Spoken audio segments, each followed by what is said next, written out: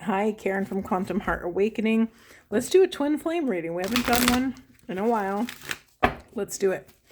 All right, as usual, masculines on the left, feminines on the right, and the union energies down the center. Spirit, what do we need to know for the masculines?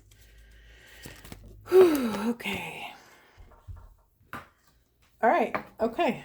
I swear, did they get this in their reading yesterday? I can't remember. Okay. Anything else for masculines? Interesting. TikTok, new life, times a ticking. Anything else? Okay, here we go. Here we go. More discernment. In yesterday's Divine Masculine reading, we had a lot of discernment coming up, right? Masculines were going inward to access their intuition. Their radar is working correctly because they knew it wasn't time to take action. Sorry, I just got distracted by another message. Hold on a second. Okay. Yeah, we have, you can't make this up. We have not for you and yang energy, which is a lot of masculine energy, specifically in this deck. I love it because the way the hands are, it mimics the Holy Grail, right? The palms represent the chalice, and the wrists and the forearms represent the the stem. And it's a very divine union image, right? You have the phallic image of the stem, and you have the chalice part being the womb space. So I love that this yang card, this very masculine energy, all this fire, is kind of this inner union type dynamic. Okay, we're going to revisit. Anything else for hold on. Do you hear me? I'm all over the place. Let me ground. Hold on. Okay, Spirit, thank you. Anything for feminines? Anything for feminine energies? What are feminines confronting? What is blocking them from this next part of their journey? What do we need to know about feminine energy for the highest and best good of self and the planet? Okay. We have loyalty. We have this to the seed card. To the sea. Isn't it interesting that I said seed? We have time to go in reverse, which is to me another discernment energy. You know, we're in the feminines are in the inquiry of deciding what should stay, what should go, what should they continue investing their time in, what should they walk away from. Anything else for feminine spirit? Anything else for feminines? Anything else we need to know for feminine energy? One more card. Thank you. And then we have happy, happy. Okay. Union energy, spirit, union energies. Anything for union energies? I mean, we can't make this stuff up. We have yin. We have unfinished symphony. Anything else, spirit? I mean, these are popping out. Like, we have the milk and honey in reverse. Okay. All right. And then we have the fates in reverse. You know, the fates in reverse, it's so funny. I just got this card for my friend, so I happened to read it in the book. It's accepting. It's learning how to accept karma. It's learning how to roll with the punches. It's that thing where you call your spirit back from what you expected to happen to allow and trust that what is happening is what is supposed to happen and unfurl for you in divine timing. Right? That, say, if you missed your flight or if you missed an important meeting, there was a divine reason for your absence. There was something that the universe was doing to either keep you from something, protect you, or to rather put you in a different place to have a different experience. So that takes a lot of inner work to be able to shift our mindset in resonance with the universal kind of divine intelligence flowing through us and around us, and most specifically for us, right? The universe, you've heard the phrase, the universe is conspiring in our favor. That's what we're talking about. What does a life look like when we're actually truly in 3D living that way, believing that truth? Okay, in the unconscious position for the union energies, we have come to the edge. Yeah, so there's a little bit of a wobbly nature in the union energies. Let me just pause and see where we want to go. Okay, just to review, because I kind of brushed over these messages quickly. So the masculine energy here, there's masculines may be feeling a little bit of pressure, maybe internally or externally, to, get the ball rolling with this new aligned life. But we also saw yesterday, and we see here today again, that they're not quite ready to make a move. What's really interesting is, if you can see this, it's a chessboard and it's being held up by a hand with a fortune cookie. If you can see there, none of the pieces, let me zoom in for you. There we go. None of the pieces have been moved. No one has made a move yet. So masculines are in this really delicious discernment piece, and they're not going to make a move until it feels fully aligned. Okay. Beautiful masculines. Very clear. Very clear and very succinct. Okay, for feminine energy, we have loyal heart, we have to the sea, time to go in reverse, and happy, happy. I mean, the happy, happy card is just, come on, it's just this beautiful kind of alignment. And I always look at, let me see if we could focus. There we go. If you can see, there almost looks like a flame coming out of her, but it's this kind of rainbow flame. And I always love that, because this card for me symbolizes total alignment, right? Trusting, totally surrendered, detached from all expectations or desires, and just being present in the moment, being able to access gratitude and grace in the present moment. And when we can do those things, our life flows. Let me look at these other messages really quick. Let me just feel them for a moment. Okay, beloved feminines. You've often heard me talk about how the feminines have been treading water the longest, because we are the physical vessels that usher in new souls on the planet. We are literally there first, right? We get the divine wisdom first. I also sometimes liken it to a bouncer at a club. The bouncer confronts is the first line of defense when anything or anyone enters the club, right? So it's kind of, we're kind of the same way. The feminine energy are the bouncers of, Club Earth, if you want to call it like that, or, I'm losing train of thought because I'm just giggling to myself at that visual of like us and God, and God's like, yep, they're okay. And then we give birth to a new soul and a new person on the planet. And then God's like, no, they're not there. It's not their time yet. And then maybe something happens, or maybe someone can't usher in that new soul for whatever reason. It's just very interesting way to think about it. And it also makes me giggle. But anyway, feminines, take a pause to celebrate how loyal and devoted you have been on this path. Take a moment, no matter where you are. I'm moving too fast today. Can you guys hear how fast I'm moving? I need to slow down. So in this image, there we go, we could focus. In this image, we have this cute little fairy person, and she's looking down. She's in this great big wide ocean, and she's looking down. To the left of her, she has binoculars, which would help her magnify her distance, magnify her vision.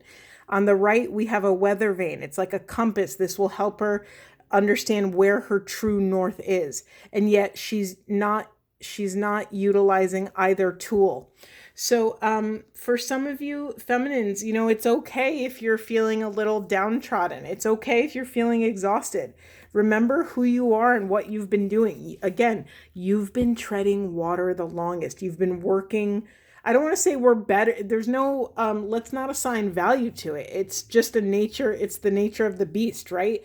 You've just been in the gnosis longer than the masculines have been. So you've had to you've had more time to come to terms and to confront these different pieces of the journey. And that can be really exhausting, because it means you've been doing more work longer. And again, I'm saying longer, but I'm not comparing. I'm just saying this is the nature of the work. Celebrate how loyal you've been. Celebrate your clarity of conviction on this path. Celebrate your level of presence, your level of devotion to figuring out how to love yourself enough to take up enough space to access your own intuition and wise discernment, right? That's the name of the game. We're learning how to call upon grace and love for self when we're in these different moments of chaos, when we're in this heartbreak, this grief, this pain, when we're at a crossroads and we don't know which way to go. This is such an important task that is bestowed upon you feminines, to pause and rest and really reflect how far you've come, really reflect how devoted you've been to this journey, to the divine, to your masculine, both internal or external. And then we have this time to go card, which is the outlier, right? It's the one reversal we have here.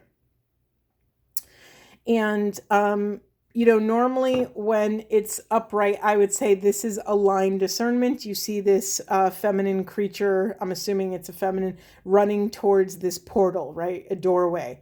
And by nature of the illustration, it's like we're pretty clear that she's in a hurry and she's rushing to take action. In reverse, we don't know, right? In reverse, we're not sure. But again, this is really perfect because it's mirroring where the masculines are at. Both masculines and feminines are pausing right now to, make sure they cross their T's and dotted their I's, right? They're just, going over everything with a fine-tooth comb and really trying to figure out, what is my next step? What would make me happy? What is fueling my soul's fires? Like, what do I need to do to stoke the embers of my soul flame? What does that look like for me? Am I happy where I'm working, where I'm living, who I'm with, who I'm surrounding myself with? Do I feel fulfilled?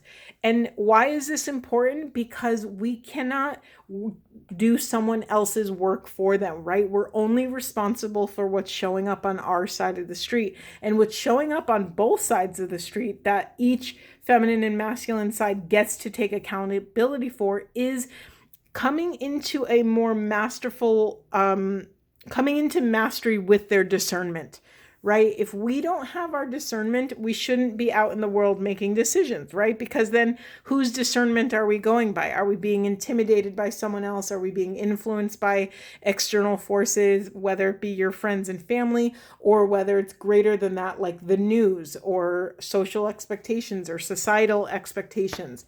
If we do not have our discernment, we do not have access to our true north. And when we don't have access to our true north, we don't know which way to go, right? We could go in circles. We could cause extra damage for ourselves, which let's remember, there are no wrong steps because even a misstep is the perfect direction. We needed to take that action to fail, to make a mistake, to harm ourselves or others. We needed to have that experience to get a better understanding of how we're making decisions, right?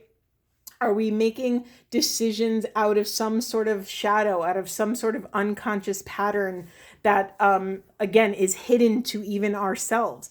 So by sometimes, you might feel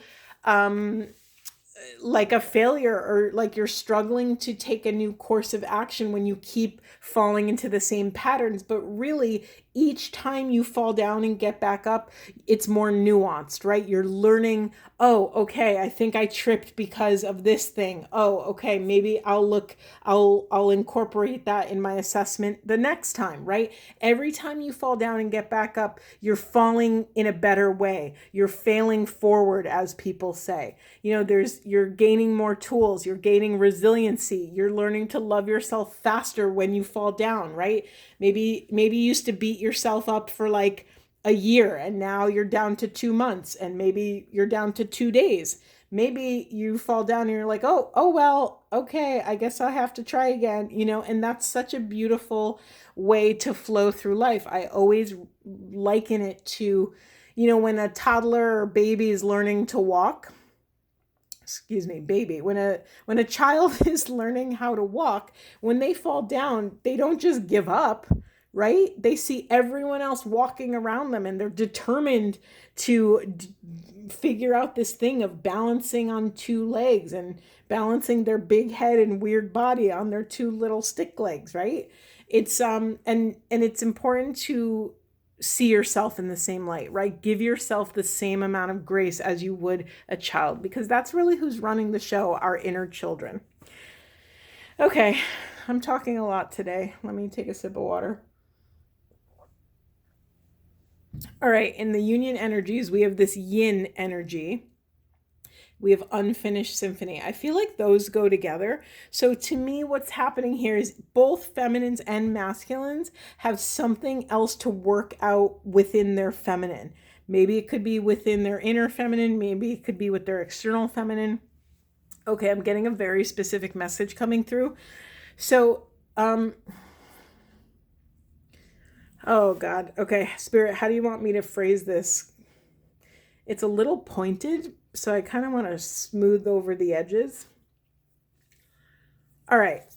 Just as the masculines are taking steps forward to embrace their inner feminine and have sometimes faltered in the past and been a little clunky in how they do that with their external feminines, so too the feminine energies have to figure out how to also extend the same love, empathy, compassion, and courtesy to the inner feminines of the masculines. It's really easy when you're working in a really strong polarity. Like, let's just put it to a real life example. Feminines, if you have been in a lot of turmoil with your masculine and they have not treated your feminine in a safe way, or they haven't created a safe, warm environment for your feminine, their feminine might be triggered by your intensity and your previous pain, right? Sometimes, not sometimes, let's be real, on this twin flame path, it's so combustive, right? There's so much there's so much ammunition behind a lot of the things we're working out, because this person is mirroring back to you all of your sore spots, and it's really hard to hold that, right? So just as the masculines have been learning how to be empathic and compassionate to their inner feminines, so too the feminines also have to learn to be empathic and compassionate to the inner feminine of the masculine. I know this gets a little confusing. I hope that's making sense. But so often, as feminines, I think also culturally, I'll speak for, United States culture. I didn't know how to really say that, but so often, we have to honor that we're still operating under a lot of patriarchal energy, old patriarchal templates. And it's going to take many, many years for us to really shed a lot of this kind of programming, right? But we have to start somewhere, and that somewhere is within self. So it's really easy, it's really easy for the feminines to show up to the masculine's doorstep with a lot of anger and a lot of rage and a lot of entitlement and frustration because of how society has treated them. And sometimes feminine energy projects all of that onto one individual masculine, and that can cause a lot of pain, right? Because we're all trying to heal from this thing that boxed us in, right? I spent years as like kind of a raging feminist. I have a master's in women's studies and ecofeminism, and I've spent a lot of years in those very sensitive, highly reactive containers, because this stuff is, when we're talking about equality and equity and dismantling systems of injustice, it triggers everybody. Let's just be honest about it. It's painful. It's incredibly painful. And actually, it was my time in women's studies that launched me into seeking something higher.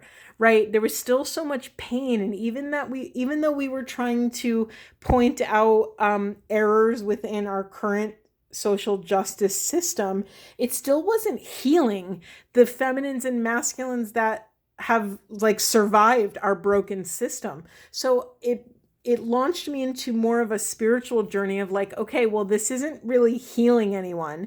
We might be fixing part of the system or parts of the system, but it's not really bringing us into union. And so I was craving something more. I was craving more empathy, more compassion, more love, and a way to exist where we don't cause harm in the first place, right? That's what we're doing. We're learning, we're like fine tuning how to be human on the planet and how to be inclusive and loving and compassionate and also creative and open to difference and tolerant of so many different ways of experiencing life.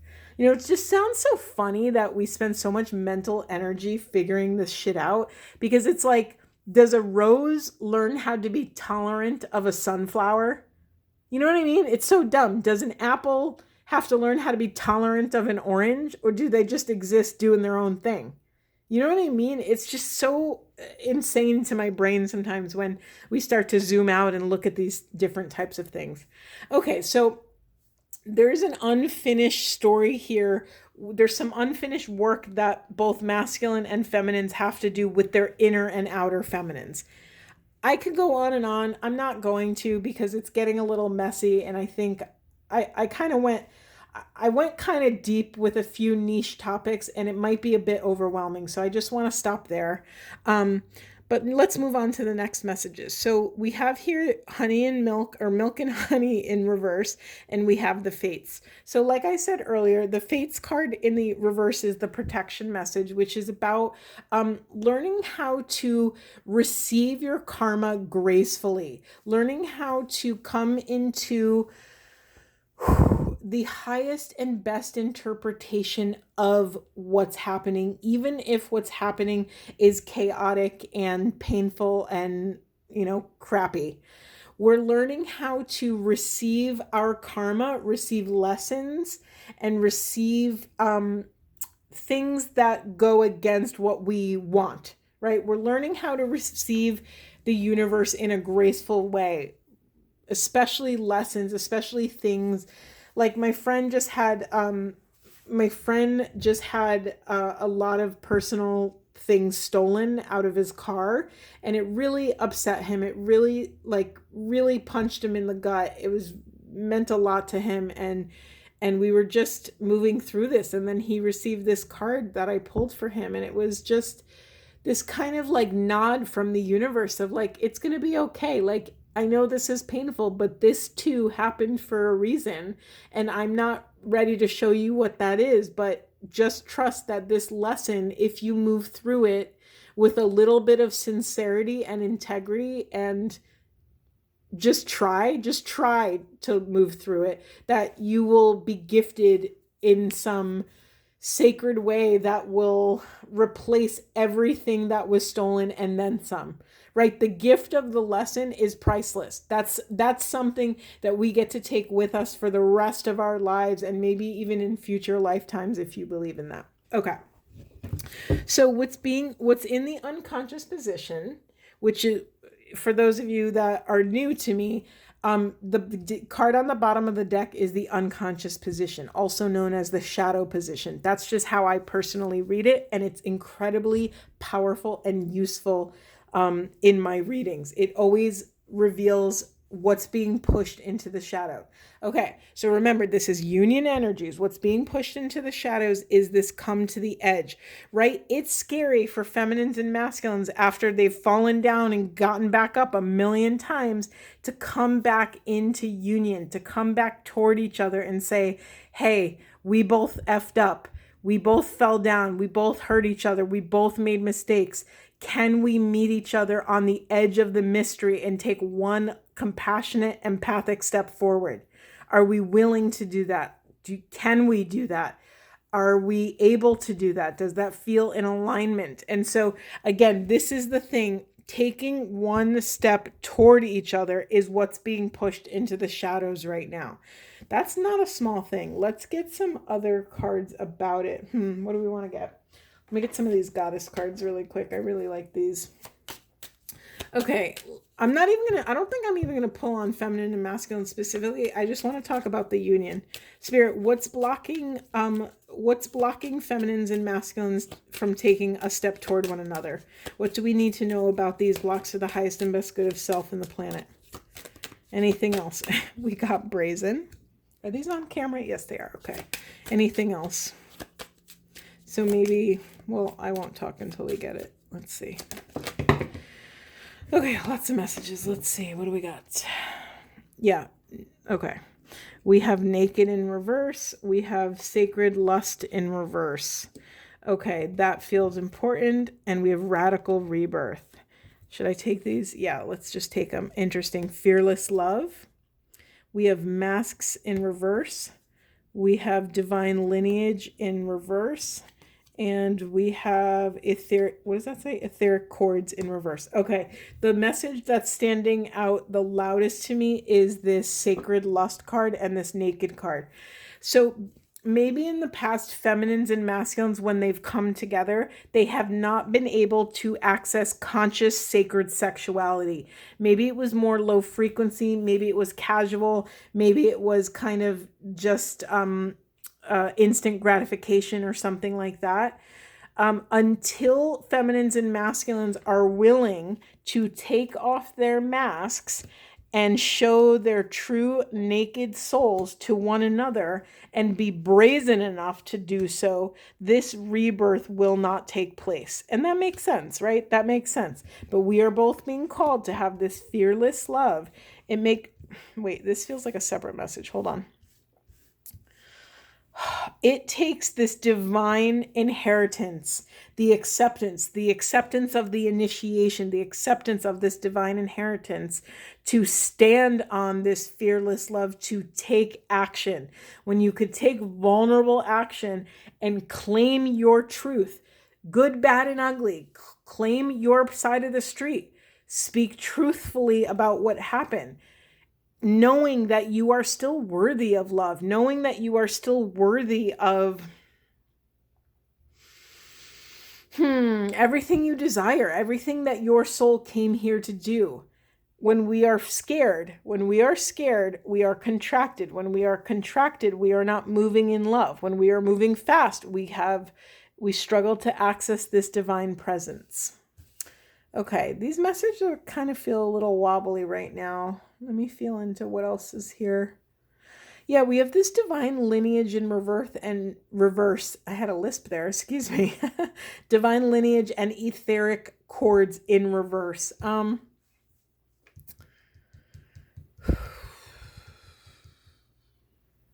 Okay, I got it. So some of you feminines and masculines may have not accepted ordination. You may have been called upon to take care of a certain task, to step into this role as a divine healer, as a whatever your role is, whatever your flavor of mission and purpose is here in this class, in this lifetime. Sorry, my brain is moving faster than my mouth can keep up today. Long story short, I'm making this way too complicated in my brain. Let me simplify it. Basically, if these were in reverse, you would be able to lean on your divine lineage, to lean on your ancestors. You have these cords that can never be broken, but they were in reverse. So are you feminines or masculines? Are you denying a part of your lineage? Oh my God, bear with me. Are you denying a part of your ancestral work? Are you denying a part of your ancestral gifts, right? You wouldn't be here if it weren't for a long line of your ancestors surviving crazy things to get you here, right? You have these cords. So why are you avoiding them or cutting them off or ignoring them or shoving them into the shadow? Is there something you're ashamed of or scared of? You're being called to lean into your ancestral line and see if there's any gifts for you there. Listen, if you have some unsavory things in your history, in your ancestral history, you may be avoiding taking ownership or accountability of that. That's understandable. However, if you are aware of it, you have been chosen as the shaman of the family. I'll say it like that in a fun way. You have been chosen to heal this part of your lineage for your line, so that your children and their children, or if you don't have children, maybe your nieces and nephews, or maybe it's just your ancestral energetic blueprint on the planet, right? Even if you never have children on this planet, you are still connected infinitely to so many souls out there that are a part of your family. Okay, what's really interesting, in the unconscious, we have the wounded healer here. Yeah. So listen, the wounded healer, it's a rite of passage, right? You have a wound, you heal the wound, and then you're called to help other people heal that same wound. In the unconscious, in the reverse, it's a false shadow position, meaning it's not what you think it's going to look like. So what you've been working towards, what you think your gifts are, is not what you're actually being called here to do. The other way to read this is that you're not picking up your mantle and walking. You're not like claiming your gifts. Are you claiming your gifts? What are your gifts? Can you name them right now? Can you write them down on a piece of paper and said, I have these God-given gifts. This is what I'm good at. That's not cocky. That's not conceited. You have to know those things. Why? Because you need to be able to draw boundaries around what those things are so that you can thrive, right? So that you could take another step forward towards your divine mission. Perfect. I'm going to leave it there. That was an intense reading. I'm sorry I was a little chaotic. I've been rushing around getting ready for my event tomorrow. I'm very excited, and I hope this was supportive. See you in the next one. Bye.